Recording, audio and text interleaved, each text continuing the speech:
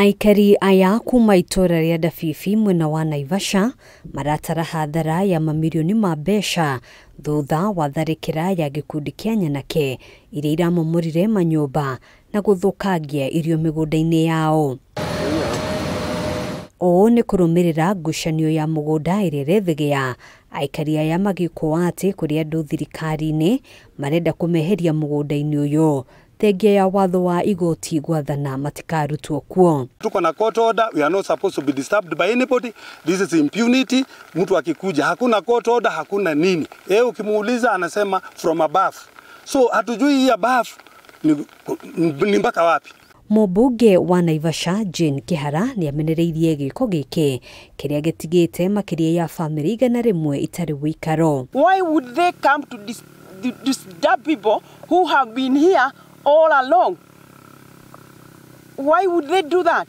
Why would they come and demolish houses, demolish fences?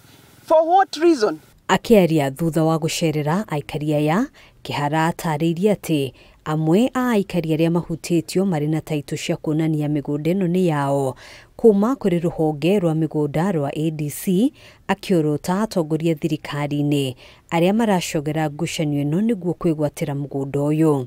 This is, yes, it was ADC, they have titles.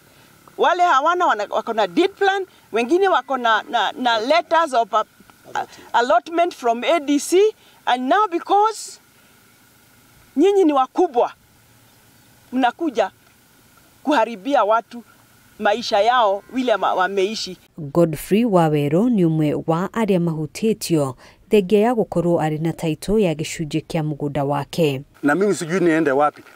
Hii ukuta peke yake nimeweka, nimetumia 1.7 million.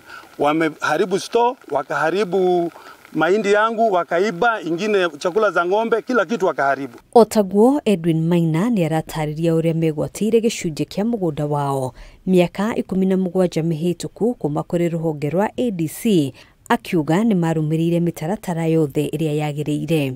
We've got all the documents in terms of allotment letter, deed plan. We took the transfers to ADC. They have not signed the transfer up to now, but it is something that we were even told by our council.